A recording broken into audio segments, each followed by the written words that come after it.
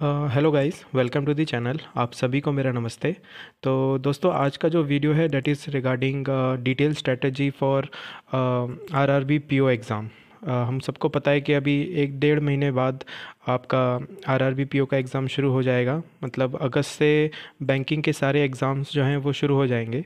फिर हमारे पास टाइम नहीं मिलेगा, क्योंकि उसके बाद IBPS PO clerk, SBI PO clerk और बीच में इंश्योरेंस के भी कुछ एग्ज़ाम्स होंगे। तो हमारे पास टाइम मिलेगा नहीं।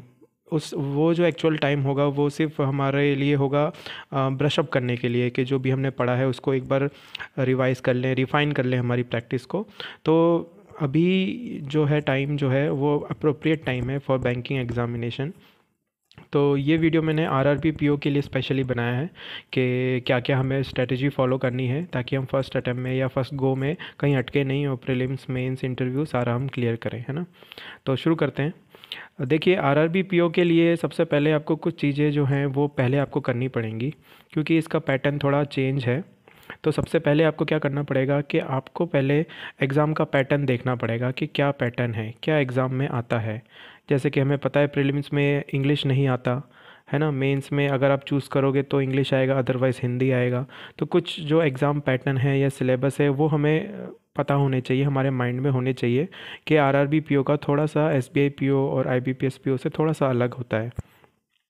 दूसरी चीज़ है, हमें जो कॉन्सेप्ट हमने पढ़े हैं वो इम्पॉर्टेंट टॉपिक्स जो हैं उनके कॉन्सेप्ट रिवाइज़ करते रहना है। हमें हमारे टिप्स पे याद होना चाहिए कि इस टॉपिक का ये कॉन्सेप्ट बहुत इंपॉर्टेंट है, फ्रिक्वेंटली आता है। तो हमें ये देखने पड़ेंगे कि इम्पॉर्टेंट टॉपिक्स के जो कॉन्सेप्ट हैं वो हमें देखने होंगे। देन है प्रीवियस ईयर के क्वेश्चन पेपर्स। देखिए, ये बहुत इंपॉर्टेंट है, लोग इसको नहीं करते पता नहीं क्यों।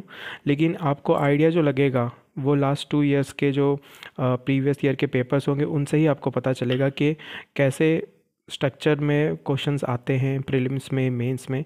तो ये काफ़ी इंपॉर्टेंट है, तो इसको हमें ज़रूर से ज़रूर करना है। एक बार आप सिलेबस देख लीजिए, पैटर्न देख लीजिए, उसके बाद आप प्रीवियस ईयर्स को ज़रूर गो थ्रू करिए। काफ़ी ऑनलाइन साइट्स हैं, वेबसाइट्स हैं, वहाँ पे मिल जाएगा आपको आरआरबी पीओ का। तो वहाँ से आप ज़रूर इसको देखिए। पेपर्स देखने के बाद आप क्या करिए, एक प्रॉपर स्टडी प्लान बनाइए, है ना। कि इस दिन मैं ये करूँगा, इस दिन मैं ये करूँगा, डे 3 के दिन मैं मेंस का कुछ करूँगा। मतलब एक प्रॉपर टाइम टेबल आपको मेंटेन करना पड़ेगा और उसको फॉलो करना पड़ेगा, है ना। क्योंकि जब तक आप एक प्लानिंग करके एक स्ट्रक्चर वे में स्टडी नहीं करोगे, आपको प्रीलिम्स और मेंस क्रैक करना थोड़ा मुश्किल हो जाएगा। तो एक प्रॉपर स्टडी प्लान होना बहुत ज़रूरी है कोई भी पर्टिकुलर एग्ज़ाम का। मैंने कई बार अपने प्रीवियस वीडियोस में भी बताया है कि मैंने अपना एक डेली शेड्यूल बनाता था मैं, कि डे 1 के लिए ये है, डे 2 के लिए ये है, डे 3 के लिए है, एंड सो ऑन। तो आपको भी एक टाइम टेबल बनाना पड़ेगा और उसको रिजिडसली फॉलो करना पड़ेगा। फिर आपको क्या करना पड़ेगा कि प्री और मेंस का दोनों एक साथ आपको तैयारी करनी पड़ेगी। ऐसा नहीं है कि प्रीलिम्स पहले तैयार कर लोगे आप, फिर आप प्रीलिम्स क्लियर हुआ उसके बाद मेंस की आप प्रिपरेशन करोगे, ऐसा नहीं हो पाएगा। क्योंकि बहुत मुश्किल हो जाएगा, क्योंकि प्रीलिम्स का रिज़ल्ट आने के बाद आपके पास हार्डली इतना टाइम बचता है कि आप करंट अफेयर्स ही कर पाओगे उस टाइम पे। तो लेकिन हमें मेंस में अच्छे नंबरों से पास होना हो तो क्वांट, रीजनिंग, इनके भी प्रैक्टिस करनी पड़ेगी मेंस लेवल की। और वो 10 दिन या 15 दिन का जो टाइम मिलता है उसमें नहीं हो पाता। तो हमको प्रिपेयर फॉर बोथ करना पड़ेगा, prelim as well as mains. ऐसा नहीं कि प्रीलिम्स कर लिया फिर मेंस करेंगे, नहीं, साथ में ही करना पड़ेगा आपको। And finally you have to identify your strengths and weaknesses, है ना। क्या हमें क्वेश्चंस अटका देते हैं, कौन से क्वेश्चन मैं स्मूथली निक कर लेता हूँ, ये आपको आइडिया होना चाहिए। आपको देखो, ये इंडिविजुअल मतलब सब्जेक्टिव है, ये हर बंदे का अलग अलग होता है। किसी को कोई पर्टिकुलर टाइप की पज़ल अच्छी लगती है तो वो तुरंत कर लेता है, किसी को वही पज़ल बहुत टाइम टेकिंग लगती है। जैसे मुझे पज़ल्स में ईयर वाली पज़ल बहुत अच्छी, मतलब मेरा कमांड है उसमें, तो मैं बहुत जल्दी कर लेता हूँ। लेकिन काफ़ी लोग ऐसे भी हैं जिनको ईयर वाली जो पज़ल है उसमें काफ़ी टाइम लग जाता है। Similarly it goes for quant also, किसी के लिए पार्टनरशिप ईजी है, किसी के लिए टफ़ है। तो आपको आइडेंटिफाई करना पड़ेगा कौन से आपके प्लस पॉइंट्स हैं, कौन से नेगेटिव पॉइंट्स हैं, उन पे आपको वर्क करना पड़ेगा। स्ट्रेंथ में आपको ये देखना पड़ेगा जो आपको सूटेबल है, आपको कमांड है, उसमें आप कम टाइम ले रहे हो कि नहीं ले रहे हो, उस पर वर्क करना पड़ेगा। और जो वीकनेसेस है उसकी तो प्रैक्टिस आपको करनी पड़ेगी, क्योंकि आपको पता नहीं है क्या एग्ज़ाम में कौन से टॉपिक का कौन सा क्वेश्चन आ जाए और आपको करना पड़ जाए। क्योंकि हमें पता है कि प्रीलिम्स में 80 मार्क्स का है ये, तो मोर और लेस सारे लोग 70 तक कर ही लेते हैं। जो मेन जो क्या बोलते हैं रेस है वो 70 अबव के लिए ही है, है ना। तो उसमें आपको कोई ऐसा कोई टॉपिक आप छोड़ नहीं सकते, आपको सारे ही करने पड़ेंगे। तो ये तो कुछ हुए जो आपको प्री रिक्विजिट हैं, ये आपको पता होने चाहिए और आपको ये इसके ऊपर कमांड होना चाहिए, एक प्रॉपर स्टडी प्लान होना चाहिए, साथ में तैयारी करनी है प्रीलिम्स मेंस की, है ना। कॉन्सेप्ट्स क्लियर होने चाहिए, एग्ज़ाम के बारे में आपको पैटर्न पता होना चाहिए, कितने नंबर का क्या आता है प्रीलिम्स में, मेंस में। तो ये आपको पहले से थोड़ा पढ़ के रखना पड़ेगा। अब मैं आपको बताता हूँ कि क्या हमें डूज़ और डोंट्स फॉलो करने हैं। तो सबसे पहले मैं डूज़ बता देता हूँ आपको, क्या क्या डूज़ हमें करने हैं preparation for RRB PO. See first of all you have to improve the speed and accuracy, because you will get 45 minutes, है ना। पूरा 1 घंटा भी नहीं है, और 45 मिनट्स में आपको 80 क्वेश्चन अटैम्प्ट करने हैं और विद एक्यूरेसी। तो हमें ये इम्प्रूव करनी पड़ेगी हमारी स्पीड और एक्यूरेसी।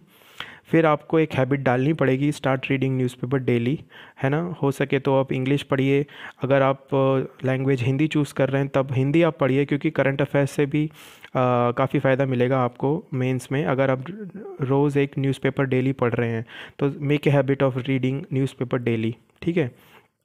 फिर है, do not spend more than 45 seconds on a particular question. ये बहुत ज़रूरी है कि कोई जो भी क्वेश्चन आ रहा है वो उस पर अगर आपका 1 मिनट या 45 सेकेंड से ज़्यादा टाइम लग रहा है तो उसको आप छोड़िए, स्किप करिए। हो सकता है उस टाइम पे आपके माइंड में वो स्ट्राइक नहीं कर रही हो, कोई कॉन्सेप्ट जो है वो आपको नहीं पता चल रहा हो, तो आपको छोड़ना ही बेहतर है, क्योंकि समय ले जाएगा नहीं तो फिर। तो मेक श्योर कि you do not spend more than 45 seconds on a particular question, right. फिर जो भी आप ऑप्शन मार्क कर रहे हो, हैंडल विथ केयर, बहुत ध्यान से, carefully you have to mark. कई बार ऐसा होता है कि आंसर हमने सही निकाला है लेकिन टिक हमने गलत कर दिया, और फिर एग्ज़ाम में सोचते हैं कि नेगेटिव कैसे हो गया।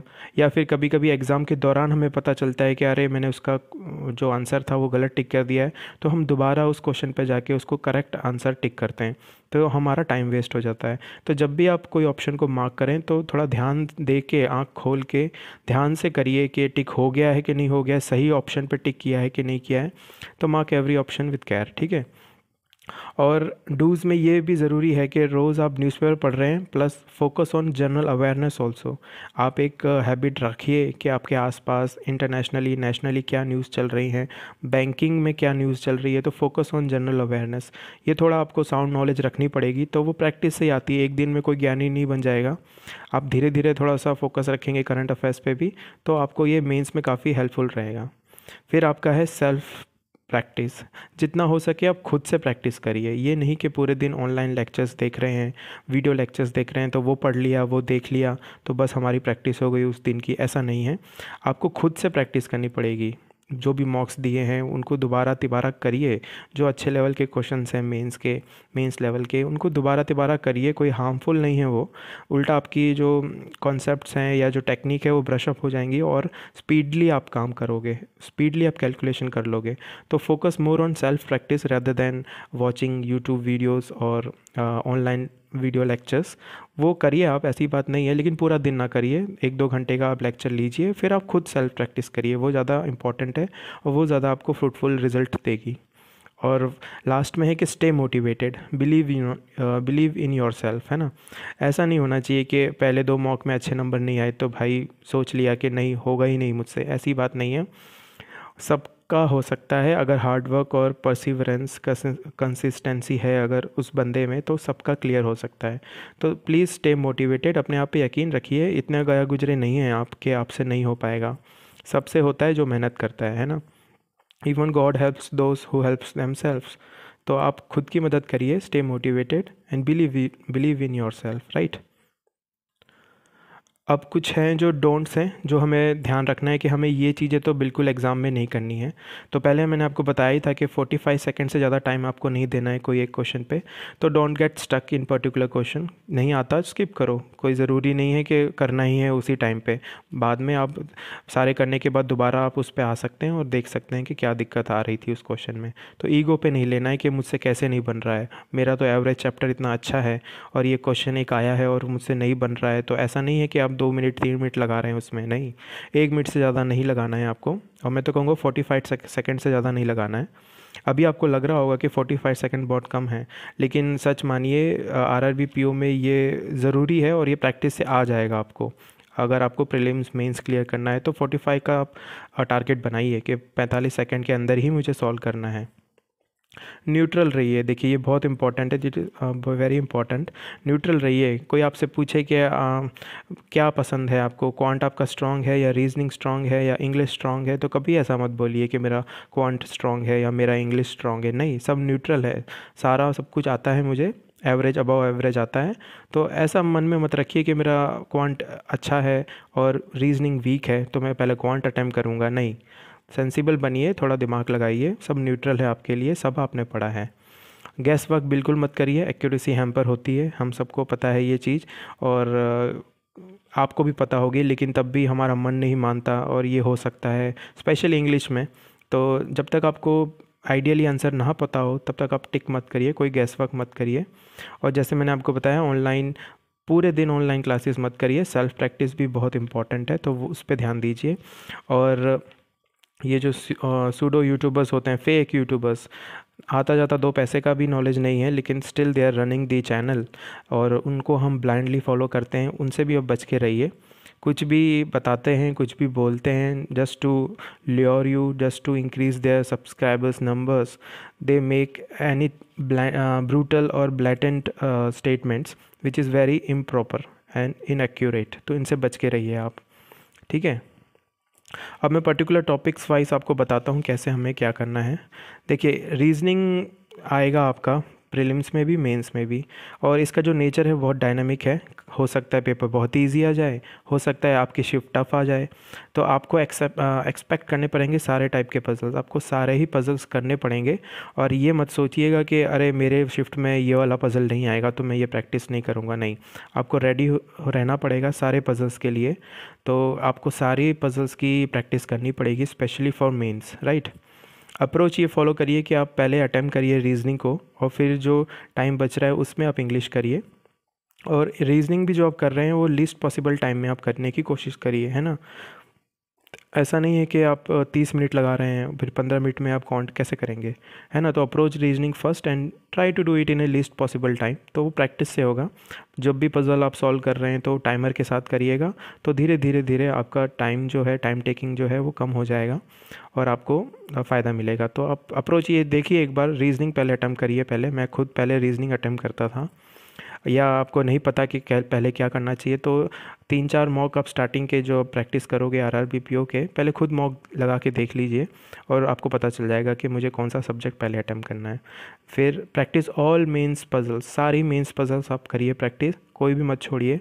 वहाँ पे पता नहीं क्या आ जाए क्या ना आ जाए, और डायनामिक इन नेचर है ये सब्जेक्ट, कभी टफ़ भी हो सकता है और कभी बहुत ही ईजी हो सकता है, तो हम रिस्क नहीं ले सकते। तो सारे टाइप की पजल्स मेंस लेवल की आप प्रैक्टिस करिए। और जो मैंने आपको कई बार पीओ के जो प्रीलिम्स के जो मॉक होते तो उसमें भी बताया कि सबसे पहले आप पज़ल को मत करिए, पज़ल्स को आप लास्ट में अटेम्प्ट करिए। सबसे पहले आप मिसलेनियस क्वेश्चंस करिए, टाइम टेकिंग नहीं होते, तुरंत हो जाते हैं। उनकी प्रैक्टिस डेली करते रहिए तो और टाइम कम लगेगा आपको, और फिर बाद में आप पज़ल्स करिए, है ना। क्योंकि पज़ल पहले कर दिए और कुछ हो गया और आप अटक गए और स्ट्राइक नहीं हुआ तो फिर टाइम ख़त्म हो जाएगा, और टाइम एक बार गया तो फिर आगे के जो पेपर्स हैं वो भी आपके बिगड़ जाएंगे, सब्जेक्ट्स जो हैं वो बिगड़ जाएंगे। और मेंस में क्रिटिकल रीजनिंग को आप थोड़ा केयरफुली अटेम्प्ट करिए। देखिए, ये गलती मैंने लास्ट ईयर भी करी थी और मेरे नेगेटिव हो गई थी रीजनिंग में, मेंस में। तो इस बार तो मैंने क्रिटिकल रीजनिंग अटेम्प्ट ही नहीं करी, क्योंकि मतलब नहीं है, गलत हो जाए तो ज़रा ध्यान से अब इनको करिएगा। प्रैक्टिस कितनी भी कर लो आप क्रिटिकल रीजनिंग की, पता नहीं क्यों मॉक्स में और एग्ज़ाम में मेरे गलत होते थे। तो if you are willing to attempt the question, carefully attempt करिएगा इसको, है ना। फिर आता है क्वांट्स। देखिए, एक नाइटमेयर है ये एक टाइप का, क्योंकि it can spoil your paper entirely. ऐसा भी नहीं कि हल्का फुल्का नुकसान कर जाए, पूरा ही भयंकर नुकसान भी कर सकता है ये। तो इस पे आप थोड़ा सेफ साइड ही रहिए, भले कितने ही आप रामानुजन क्यों ना हो क्वांट में, लेकिन स्टिल बी अवेयर कि ये रिस्की है and it can spoil your paper. तो सबसे पहले आप डेली रूटीन में रखिए कि 1 hour you have to give for speed maths, जिसमें स्क्वायर्स, क्यूब, फ्रैक्शन, कन्वर्जन्स, ये सब आपको डेली लिखना है बाय हार्ट फॉर 1 आवर। रोज़ आप करिए, इससे कैलकुलेशन स्पीड बढ़ेगी आपकी। और जो हमने कॉन्सेप्ट पढ़े हुए हैं उनका भी रिवीजन बहुत इंपॉर्टेंट है। ऐसा नहीं है कि जो आ गया वो अब आता ही रहेगा, नहीं। जब तक हम उसको बुक के टच में नहीं रहेंगे, प्रैक्टिस के टच में नहीं रहेंगे, हम भूल सकते हैं एग्ज़ाम के दौरान। क्योंकि मेंस लेवल में इतना प्रेशर होता है कि आप मतलब 10+10 20 होता है, ये भी आप हाथ से करोगे, वहाँ पे इतना टेंशन और प्रेशर होता है। तो it is important to do the revision of the learn concepts also. Clarity होनी चाहिए आपकी कॉन्सेप्ट्स में, पता होना चाहिए कि ए इतने दिन में, बी इतने दिन में, तो सी कितने दिन में, सारे कॉन्सेप्ट पता होने चाहिए पार्टनरशिप के स्पेशली, या फिर CI SI वाले जो कॉन्सेप्ट्स हैं, टाइम वर्क के हैं, स्पीड डिस्टेंस के कॉन्सेप्ट्स हैं, काफ़ी इंपॉर्टेंट हैं, बोट एंड स्ट्रीम के कॉन्सेप्ट्स हैं, ये फ्रिक्वेंटली मीन्स में आते ही हैं। तो प्लीज़ जो कॉन्सेप्ट पढ़े हैं उनको रिवाइज करिए, और कॉन्सेप्ट नहीं है क्लियर तो उन पे क्लियरिटी बिठाइए आप, है ना, प्रैक्टिस करिए। फिर जो मेंस के लिए है, थोड़ा बेसिक मेथड जो हम फॉलो करते हैं वही आप फॉलो करिए। मैं तो यही करता था, क्योंकि जो नया कोई ट्रिक मैंने सीखा होता था तो मेंस के एग्ज़ाम के दौरान मैं याद नहीं कर पाता था, और मेरे दिमाग में वो बेसिक मेथड ही आते थे। तो उसी की अगर आप हो सके तो प्रैक्टिस ज़्यादा करिए, ताकि आप टाइम कम लें उसके लिए। तो क्वांट के लिए आप क्या करिए, डेली आप 4 DI करिए, और एक अरिथमेटिक का टॉपिक करिए रोज़, और रोज़ 1 आवर का स्पीड मैथ आप करेंगे तो आपको काफ़ी बेनिफिट मिलेगा। अब है हमारा करंट अफेयर्स यानी जनरल अवेयरनेस। ये गेम चेंजर होता है। इसमें 3 स्टेप्स आप फॉलो करिए, मैं यही करता था। Read, second is prepare notes, and third is revise. और हो सके तो रीड आप ऐसे करिए कि वीकली रीड करिए आप, है ना, वीकली पढ़ेंगे तो ज़्यादा ठीक है। एक हफ्ते का पढ़ लीजिए और एक हफ्ते का नोट्स बना लीजिए और उसका रिवाइज करिए। रिवीजन होना चाहिए मल्टीपल टाइम। ऐसा आप ये मत करिएगा कि 3 बार पढ़ लिया है तो नहीं, अब नहीं, चौथी बार नहीं करूँगा, ऐसा नहीं होना चाहिए।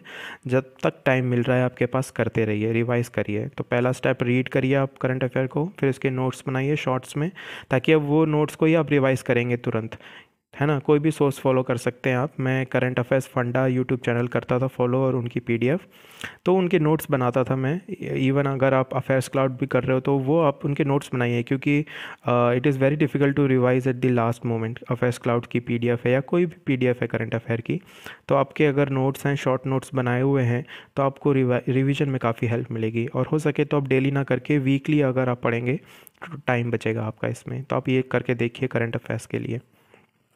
इंग्लिश जो लोग चूज़ करेंगे, देखिए इंग्लिश मैंने देखा है कि कोई भी पेपर हो, SBI PO, IBPS PO, clerk जो भी है, तो मैंने देखा है कि एकदम एक्सट्रीम एंड पे नहीं आता, ना एकदम इजी आता है, ना एकदम मॉडरेट आता है। इजी टू मॉडरेट लेवल होता है इसका इंग्लिश का। थोड़ा सा आपको साउंड नॉलेज होनी चाहिए ग्रामर की, है ना। आपको पता होना चाहिए कि मैंने एरर इस सेंटेंस में टिक करी है तो कौन सी एरर है, वो आपको आइडिया होना चाहिए। RCs ज़्यादा प्रैक्टिस करिए मेंस लेवल के लिए, क्योंकि RCs जो मेंस के आते हैं वो कुछ इन्फ्रेंस बेस्ड आते हैं, तो उनकी प्रैक्टिस बिना नहीं हो पाएगा, आपको चमकेगा नहीं दिमाग में। कॉम्प्रीहेंड करना आना चाहिए आपको। सब लोग कर लेते हैं कॉम्प्रीहेंड, ऐसी बात नहीं है, लेकिन लेस टाइम में करना है हमें। कम से कम समय में हमें समझ में आ जाना चाहिए कि ये पर्टिकुलर 2 लाइन में क्या बात कही है तुरंत, है ना। पढ़ते ही समझ में आए, वो ज़्यादा ज़रूरी है। ये नहीं कि पढ़ा आपने 5 मिनट लगाए आपने सोचने में, फिर आपको समझ में आ रहा है, तो वो नहीं होना चाहिए। तो इंग्लिश में तो मैं कहूँगा कि एक बार आप ग्रामर का एक साउंड नॉलेज रख लीजिए, फिर आप मॉक्स पे चले जाइए, जहाँ पे आपको अच्छे लेवल के RCs मिल जाएंगे, पैराजम्बल्स मिल जाएंगे, इन्फ्रेंस बेस्ड के क्वेश्चंस मिल जाएंगे, कॉम्प्रीहेंड आप अच्छा करने लग जाएंगे। और एक न्यूज़पेपर आप डेली पढ़ेंगे ही तो आपको वो भी आइडिया लगेगा कि कैसे फ्रेम हो रहे हैं सेंटेंस, ठीक है। अब लास्ट में है, you should have a good quality मॉक्स। मॉक्स ऐसे नहीं कि कोई भी दे रहे हैं जिसमें एरर आ रही है, नहीं। गुड क्वालिटी मॉक्स आप लीजिए। एटलीस्ट प्रीलिम्स के आप 25+ मॉक्स लगा लीजिए, और टाइमर जो है हो सके तो 40 मिनट का रखिए आप। एग्ज़ाम में आपको 45 मिनट्स मिलेंगे, लेकिन set the timer for 40 minutes, because हमें पता है कि मेंस का जो एग्ज़ाम होगा या प्रीलिम्स का भी, इवन अगर मैं बात करूं, तो जो सेंटर्स का ऑनलाइन इंटरफेस है वो थोड़ा लैगिंग होता है। आप एक क्वेश्चन अटैम्प्ट करके जब नेक्स्ट क्वेश्चन पे स्विच करते हैं तो टाइम लगता है थोड़ा सा, तो वहाँ टाइम बर्बाद होता है। तो उसके लिए आप मेंटली प्रिपेयर रहिए। तो सबसे बढ़िया है कि आप 45 मिनट ना करके 40 मिनट का टाइमर करिए, है ना। जो भी मॉक दें 40 मिनट में सबमिट कर दें। अपने आप को फेमिलियर कर लीजिए ऑनलाइन इंटरफेस से। पता चला है वहाँ पे बिल्कुल ही अलग ही इंटरफेस आ रहा है, ऐसा नहीं होना चाहिए। तो मैं जब भी मॉक देता हूँ थोड़ा सा जूम कर लेता था मैं अपनी स्क्रीन का लैपी, ताकि वो थोड़ा बड़ा बड़ा जूम लगे, क्योंकि एग्ज़ाम में वैसा ही इंटरफेस आता था। एक पूरी स्क्रीन में पूरा एरर कभी नहीं आता था एग्ज़ाम में, मुझे स्क्रॉल करना पड़ता था। तो आप थोड़ा सा जूम कर लीजिए स्क्रीन को, तो acquaint your self with online interface, है ना। और जो मैंने मॉक फॉलो किए थे, देखिए ओली बोर्ड स्मार्टकीड़ा मैंने फॉलो किए थे प्रीलिम्स एंड मेंस के लिए, और गाइडली की पीडीएफ डेली प्रैक्टिस के लिए जो भी मैंने टाइम टेबल बनाया था, तो उसके लिए गाइडली की पीडीएफ मैंने प्रैक्टिस करी थी, प्रीलिम्स के लिए मेंस के लिए दोनों। और प्रीलिम्स के लिए तो और भी मॉक अच्छे हैं, जैसे प्रैक्टिस मॉक है, गाइडली का प्रीलिम है, और टेक्स्ट बुक है, काफ़ी है। मैंने यूज़ नहीं किया है टेक्स्ट बुक, लेकिन मैंने मेंस के पर्पस के हिसाब से मैंने लिए थे। तो ओली बोर्ड और स्मार्टकीड़ा प्रीलिम्स और मेंस दोनों के लिए बेस्ट हैं। कोई भी एग्ज़ाम हो, RRB PO, SBI PO, IBPS PO, सारे एग्ज़ाम्स के लिए ये दोनों मॉक मुझे अच्छे लगे, प्रीलिम्स के लिए भी और मेंस लेवल के लिए भी।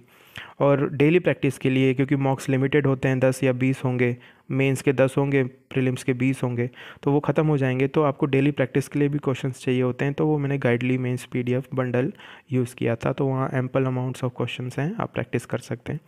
तो ये 2 मॉक मैंने यूज़ करे थे, आप भी ट्राई करके देखिए अगर कैसा लगता है लेवल, है ना।